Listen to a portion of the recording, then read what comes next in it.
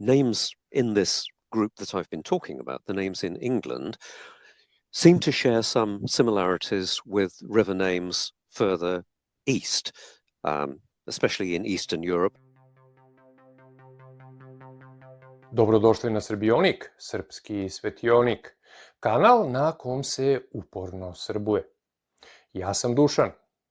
Vi kliknite u znak podrške, zapratite kanal i preporučite emisiju ljudima koje poznajete.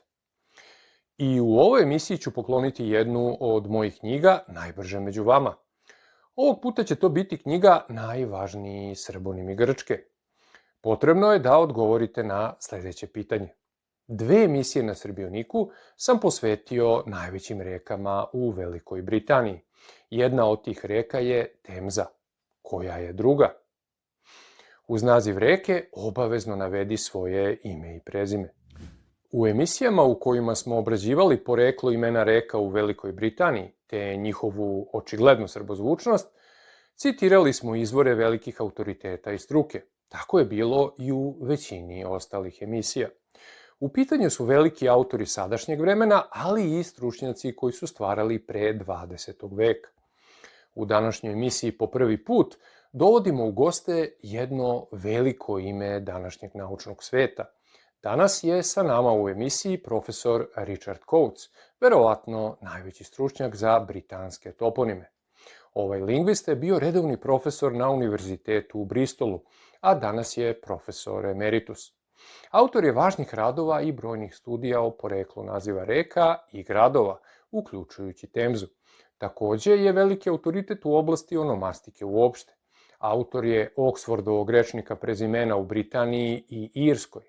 Velika je privilegija ugostiti ga u ovoj emisiji te imati pristup podacima i odgovorima na konkretna pitanja iz prve ruke. Složili se mi sa profesorom Koutsom ili ne, ovi podaci su od ključnog značaja za donošenje konačnog zaključka, jer predstavljaju jezički uvid u etimologiju srbofone reke Velike Britanije od strane značajnog predstavnika današnje struke. Operišući sa ovim i ostalim podacima koje imamo, dolazimo u veliku priliku da donesemo sopstveni zaključak. Odgledajte emisiju do kraja kako biste i sami doneli svoj zaključak na istu temu. Mi ćemo po završetku profesorovog izlaganja izneti važnu poredbenu analitiku, vodeći se njegovim primećivanjem. Analitiku koja će vas dobrano iznenaditi. A sad idemo na razgovor sa profesorom Rичардom Коутсом. Hello, Professor Coutts. Welcome to the show. It's an honor to have you here. Hello, Dušan. It's a pleasure to take part. Today, we are very excited to dive into the fascinating story behind the name of the River Thames. So, in that way, I would like to ask you a question.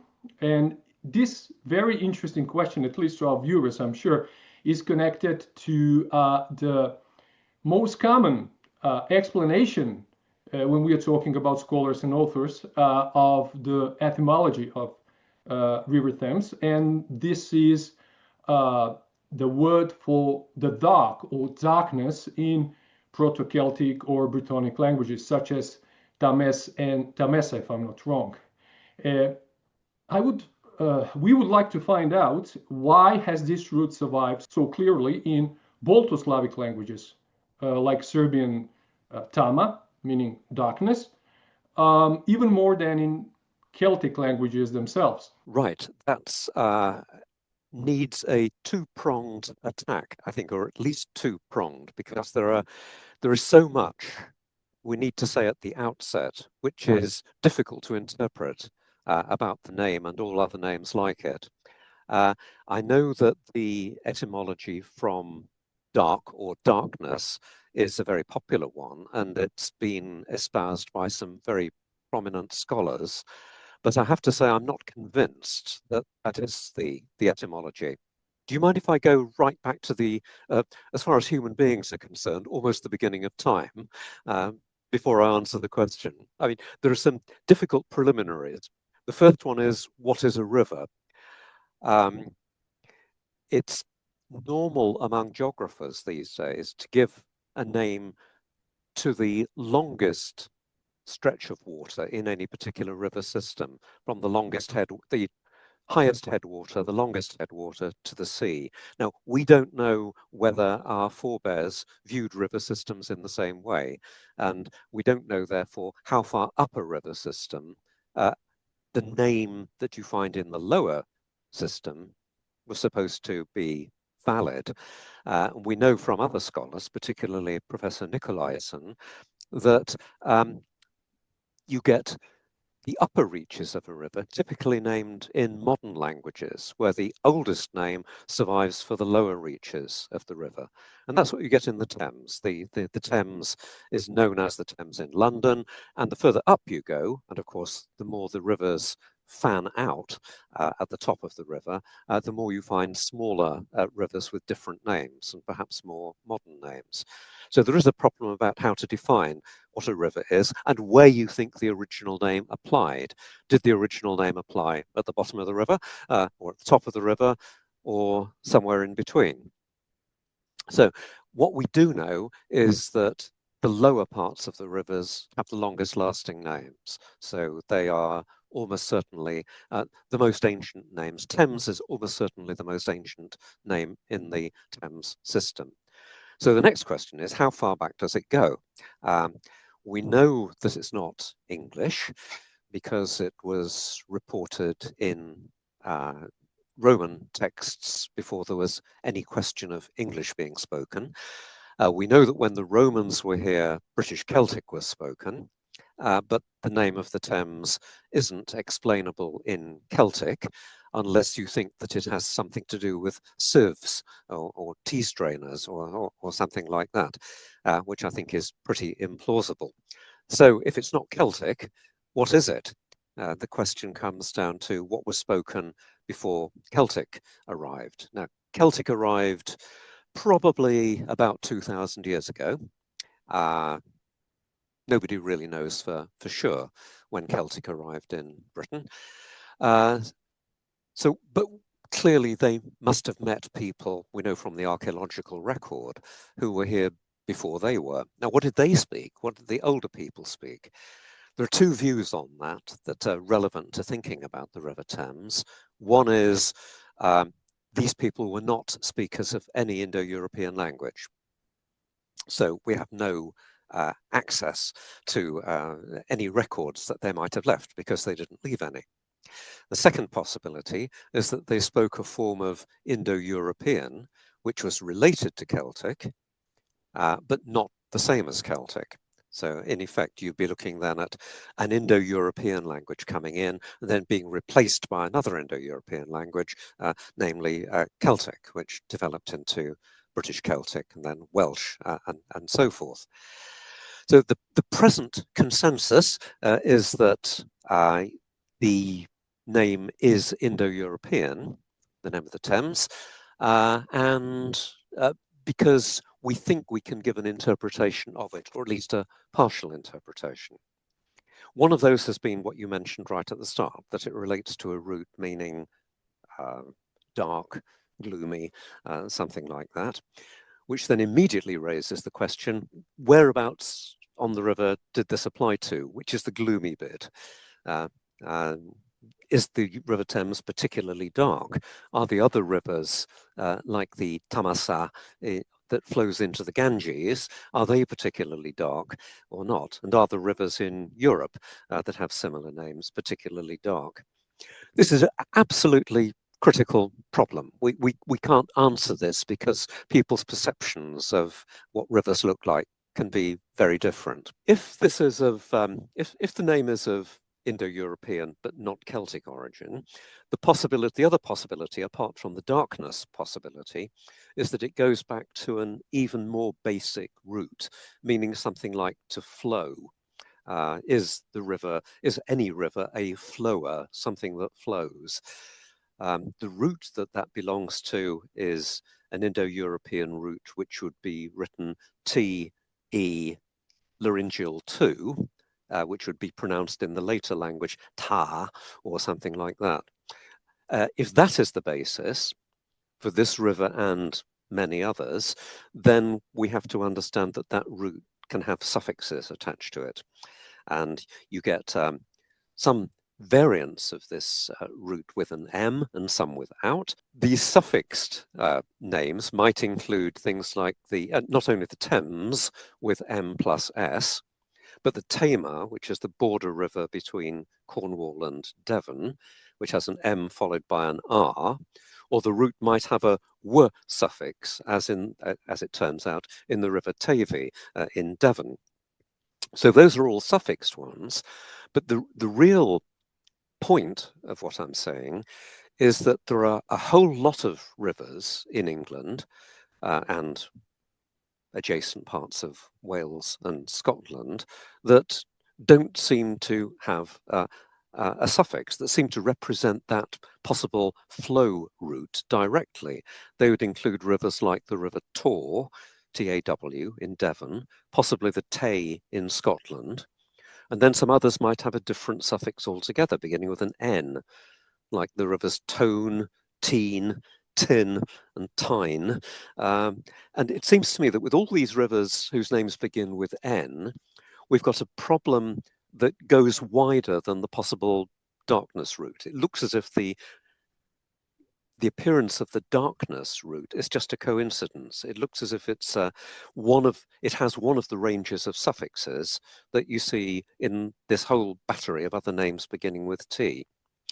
So I think most scholars working in England follow what is called the Old European hypothesis, the Alteuropäisch hypothesis, put forward by a scholar called Professor Hans Krahe about 70 years ago now, that there was this older Indo-European language in Europe, and it was that older European language which gives rise to a whole range of river names.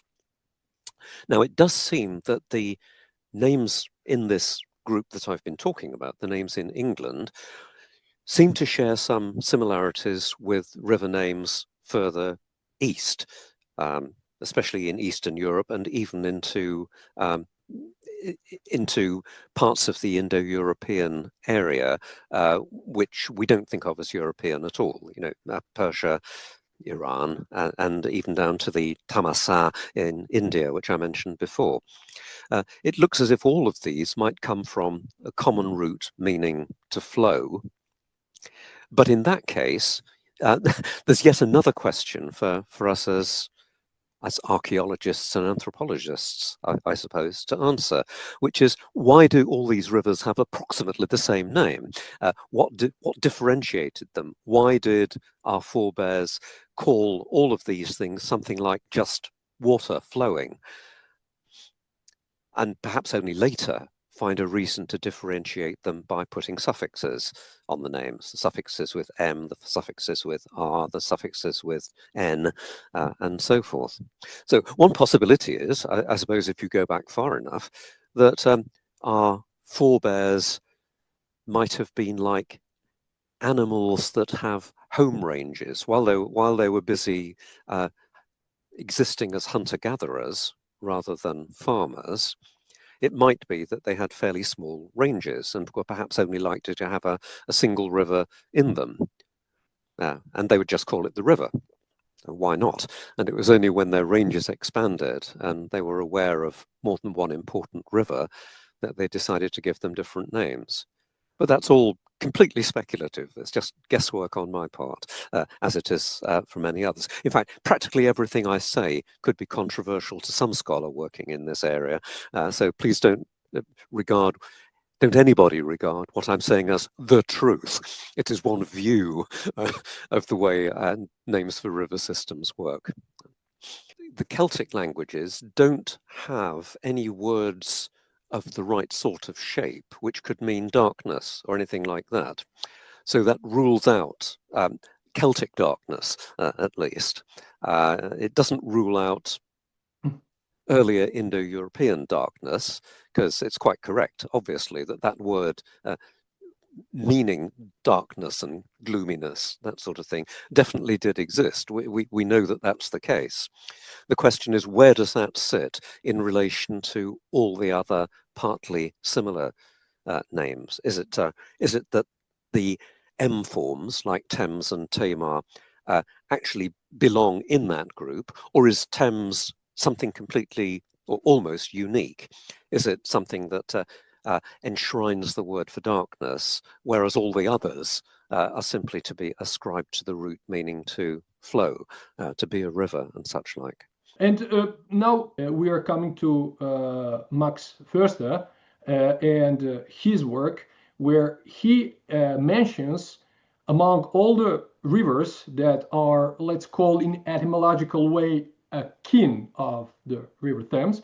And this is the name of his book as well. And he mentions one word that is not of the same root, at least on the first sight. And this is the river Morda, that exists in England with the same name today. And this is one interesting question as a follow-up question that I would like you to tell me if it's to your knowledge, of course. How come that when we're looking all those words coming with tem or tum, let's say, forms, river Mord, and which he places, by the way, in the etymological root of the gross or big, great, right? That's right, yes. So not connected at all to the word for darkness. In Slavic family of languages, I can speak about Serbian, that I speak the best among all Slavic languages for sure. We can actually encapsulate this word with the words mentioned previously, tam, tem, and the word mort, because unvocalized in Serbian, this root, mrd, because we do not vocalize. In our language, we are Serb. And in the foreign languages like Germanic and Roman, we are Serb, right? So mrd, according to our great, maybe the greatest linguist, Petar Skok, this actually means dark. And this is what I found interesting, and it's directly connected to all the other branches of the same language of the shape mrk, mrd, mrsh, which everything, or mrj, everything is connected to dark. Do you have any knowledge about that? And if so, how could we explain that phenomenon? To my limited knowledge of the Slavic languages, everything you say is absolutely correct. The question is, how does it connect to this English river? Sorry, it's I'm not sure if it's in Wales or England, somewhere near the border, between the two. Yeah, yes, correct. As you know, Förster explains it as Morda, which is effectively the big river Taff. Okay.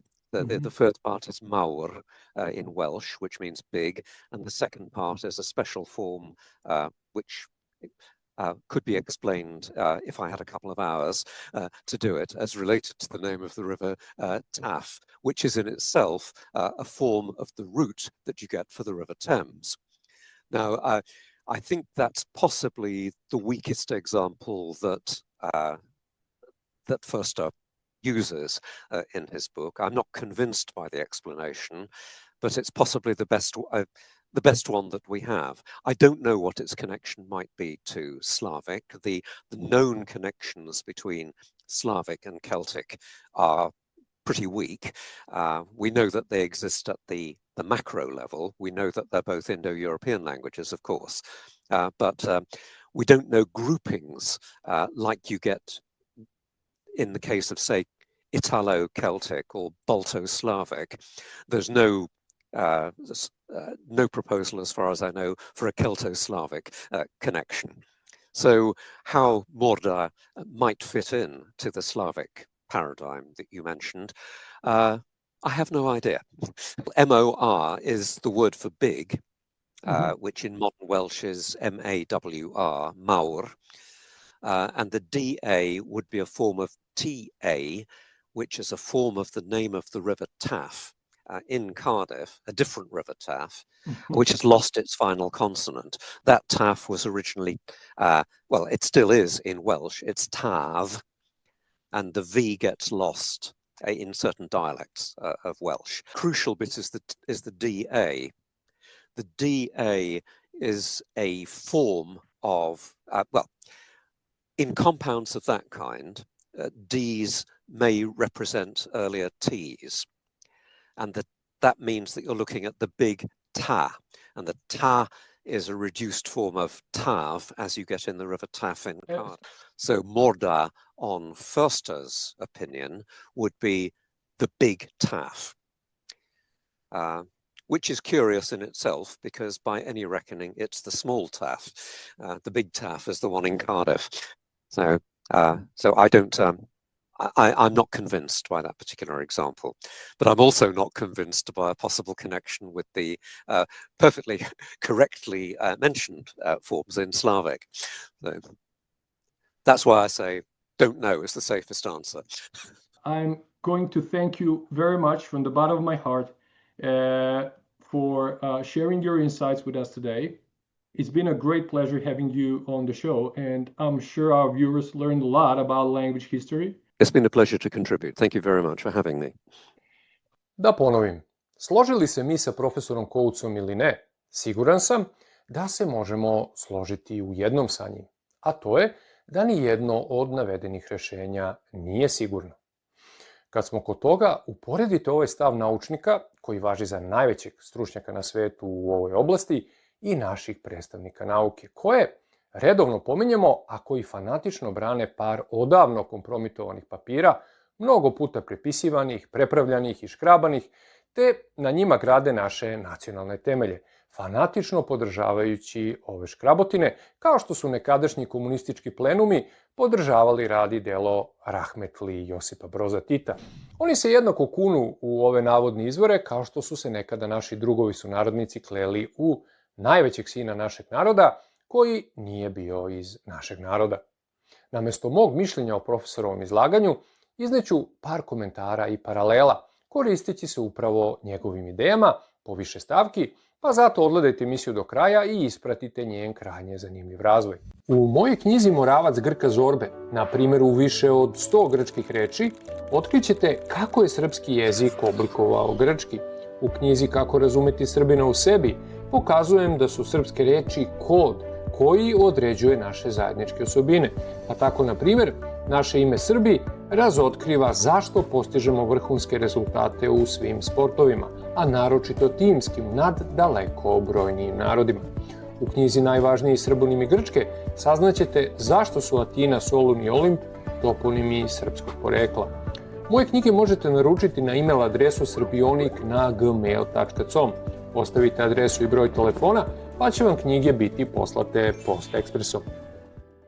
Reći ćemo samo par reči o starim nazivima za Temzu, o čemu nismo razgovarali sa profesorom. Možda i bolje, jer je lakše. Ovde možemo da zavirimo direktno u knjigu, te vidimo šta piše. Mi reku koju obrađujemo u ovoj emisiji zovemo Temza, a ona se na engleskom danas kaže Thames. Idemo direktno na pomenutu knjigu nemačkog autora Maxa Förstera. Prema ovom nemačkom naučniku, te njegovom etimološkom radu na temu reke Temze, napisanom na gotovo 1000 strana, ovo su najraniji latinski oblici koje možete videti na slici. Latinski tamensis sa korenom tame. Srednji latinski tamisa i tamisija, što reklo bi se prilično podsjeća na naš tamiš. U nastavku po sličnim francuskim formama vidimo da se u narodnoj etimologiji javlja koren tame. Prvo ću se kratko osvrnuti na profesorovu pretpostavku o malom radijusu kretanja starih kultura, te izneti podatak da kustos muzejske postavke u Vinči, Dragan Janković, navodi da su se stanovnici Vinče kretali širim područjem Evrope, te da to potvrđuju arheološki nalazi na našem prostoru i na onom jednog dobrog dela našeg kontinenta. Iz toga znamo da su se oni sretali sa evropskim stanovništvom daleko van granica vinčanske kulture, pa tako imali veliki uticaj na ove delove Evrope. Njihov radijus kretanja je dakle bio prilično veliki za današnje standarde, a svakako sve evropski. To se slaže i sa svim podacima koje imamo o njihovom stepenu razvoja, kulturnog, naučnog i tehnološkog. Da podsjetim, govorimo o kulturi staroj skoro 7000 godina, dakle mnogo starijoj od one keltske, pa i pred keltske na ostrvu, ako uzmemo u obzir navedeni period neposredno pre doseljavanja Kelta na ostrvo od pre 2000 godina. Iako je Vinča bila poljoprivredna kultura, a ne lovačko-sakupljačka, o kojoj je govorio profesor Coutts, u vreme njenog vrhunca je u Evropi i dalje bilo lovačko-sakupljačkih kultura koje kude. Ako govorimo o starijoj lovačko-sakupljačkoj kulturi lepenskog vira, koja je ponikla na tlu Evrope pre nekih 12.000 godina, na Dunavu, na našem životnom prostoru, mi i u njenom slučaju znamo za uobičajena kretanja ljudi daleko van njihovog životnog prostora. Iako su ta kretanja bila verovatno manjeg radijusa nego ona vinčanska, smatra se da su išla do krajnjeg juga našeg poluostrva, a na severu sve do centralne Evrope. Dunav je u tom slučaju bio važna saobraćajnica. Meni je najzanimljivije ispravno gledanje na tadašnji svet od strane profesora Coutsa, u smislu vremenske ravni, te uzimanje u obzir toga kako su tada ljudi razmišljali u pogledu imenovanja vodenih tokova. Naime, za neophodno sagledavanje porekla reči, neophodno je pratiti kako prostorne, tako i vremenske ravni. Na profesorovo razmišljanje u geografskom smislu, kad govorimo o vremenskoj ravni, nadodao bih još jednu komponentu, a to je ona etnološka, pogled na svet tadašnjih ljudi. Mi dobro znamo da su prvobitne kulture, poput lepenskog vira, bile lovačko-sakupljačke, te da je u njima reka, pa i voda uopšte, imala možda i najveći uticaj na život čoveka. Sam arheološki lokalitet Lepenski vir nalazi se tik uz reku, to jest uz veliku vodenu površinu na obali Dunava. Radi se o kulturi koja je ponikla pre skoro 12.000 godina. Zato su običaji i verovanja vezani za vodu jako stari. Ona je davala život, ali ga često i uzimala, naročito na velikim vodama, poput velikih reka i mora. Otuda i naziv za more, ono što mori, i naziv za Moravu, koja mori, naročito kad naplavi. Mi ćemo vidjeti da se oba naziva mogu povezati sa tamom u srpskom jeziku. Iz navedenih razloga se na reku gledalo kao na neku vrstu portala, mutnog, pre nego mračnog, možda baš tamnog, jer je ona u stara vremena u mnogih kultura predstavljala liniju razdvajanja, ali i vezu sveta živih sa svetom mrtvih.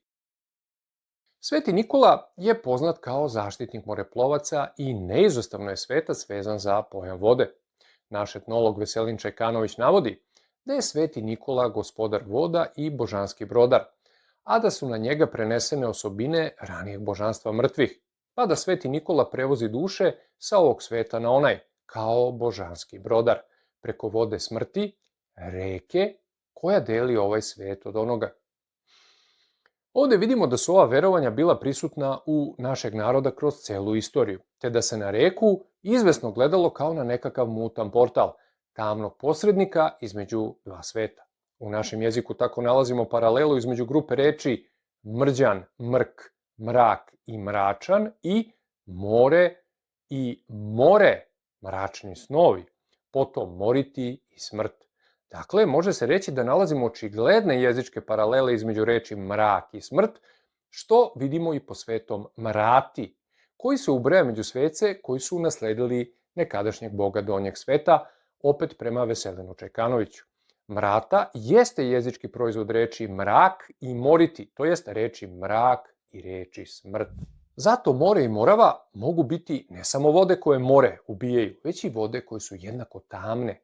Na ovaj način vidimo da srpski jezik potpuno objedinjuje pojam tame i pojam smrti kroz velike vode, reke i mora, a da je jezičko-etnološka pozadina ovoga jako stara. Ova verovanja vezana za vodu se i prema zvaničnoj nauci javljaju kroz istoriju u različitim kulturama na prostoru Evroazije. Da li to znači da je srpska reč tama etimologija reke Temze i jedne ili svih reka koje se ubrajaju u datu rečnu porodicu, zaključite sami. Ono što sigurno znamo je da naša reka Tamnava nalazi etimologiju u reči tama. Naš jezikoslovac Petar Skok navodi da je toponim Tisa staro slovensko ime i povezuje toponime Tamiš, Tisa i Temišvar. Zvanično, etimologija reke Tamiš je nepoznata, kao i mnogih drugih toponima u nas. Još jedna vrlo zanimljiva stvar koju profesor navodi je gubitak glasa V u velškom jeziku koji navodi profesor Coutts. Mi taj primjer moguće da imamo kod reči tama, što vidimo u češkoj reči ovog značenja, a to je reč tmave, kao i u imenu naše reke Tamnava. Dakle, ona nije tamna, nego tamnava. Reč tmavan Petar Skok navodi kao našu reč za tamno i veli da je u vezi sa rečju turoban. Zanimljivo je da u irskom, škotskom i manksgelskom, kao modernim keltskim jezicima, tama ima početni minimum dor i du, dok je crno dub i du. Ako uzmemo u obzir da su t i d u srpskom prelazni glasovi, a da nemački autor Max Förster u svojoj obimnoj knjizi navodi da se starokeltsko t često pretvara u d u germanskim jezicima, eto nam moguće veze između našeg minimuma tur u reči turoban i minimuma dor i tu za tamu u savremenim keltskim jezicima. Koliki je istorijski uticaj germanskih jezika na keltske, to tačno ne znam, pa i ova analiza ostaje samo zanimljiv osvrt. Međutim, mi svakako vidimo vezu između tog keltskog dor sa engleskim dar, kao u reči dark. U slovenskom svetu sigurno da ima reka ovog korena, pa recimo u Rusiji postoji reka Temnaja, iste etimologije, ali i reka Tama u Jakutiji. U Rusiji, jako daleko od Evrope, čija se etimologija zvanično ne zna, ili bar ja nisam uspeo da je naći. Takođe znamo za toponime Crno more i Belo more, danas Egejsko more, koji nisu dobili imena bukvalno po boji, već po nijansi svetla. Belo je sjajno, a crno je tamno. U slovenskom svetu hidronim Crna reka postoji na više mesta u Rusiji i u Ukrajini, na primjer, ali i širom sveta pod imenom Black River, Rivière Noire, Rio Negro i tako dalje. Ovo možda pokazuje da reke nisu uvek imenovane po njihovoj boji. Za kraj pomenuću jedan jako zanimljiv podatak. U ranijim emisijama smo govorili o engleskom toponimu po imenu Derwent. Derwent je ime čak 6 reka u Velikoj Britaniji i više različitih toponima. Kod nas Derventa je mesto u Republici Srpskoj, a onda postoji reka Derventa, leva pritoka Drine. Ovo je kad govorimo o poznatijim imenima mesta i reka u nas.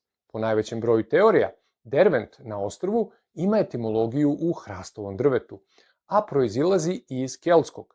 Kod nas se poreklo ovih toponima najčešće vezuje za turski, u značenju klanca ili tvrđave. Dakle, praktično ista reč, ali potpuno drugo poreklo i potpuno drugi jezik. Pazite, srećemo se sa svim ovim, iako turski nikada nije bio govorni na našem životnom prostoru, a kao jedinstven jezik nastaje tek pre 100 godina. Doduše, ima i keltskih teorija o poreklu ovih naših toponima, iako su Kelti na prostoru Balkana i po zvaničnoj priči bili prisutni kraće nego Turci. Ovo je svakako sjajna tema za jednu posebnu emisiju.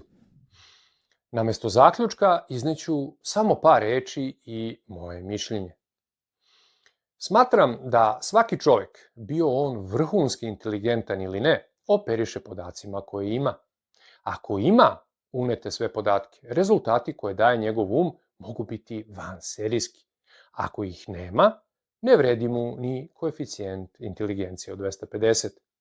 U pogledu današnje analize profesora Koutsa, dodatnih podataka koje sam izneo te mojih paralela na profesorovo izlaganje, smatram da je sve ovo u celini obuhvatilo sve neophodne informacije, pa da je sve to vama itekako moguće razumeti.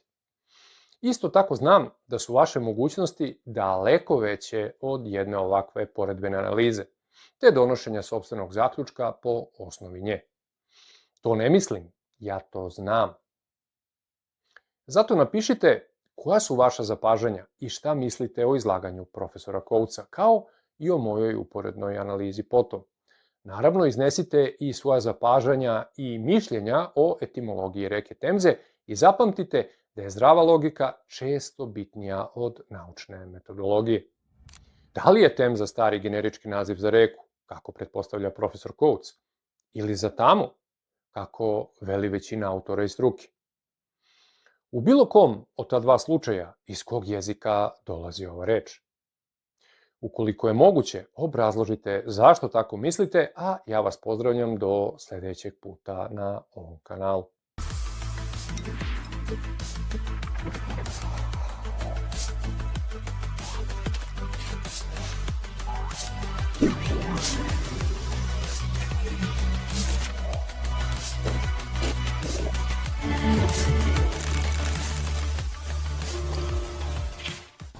you.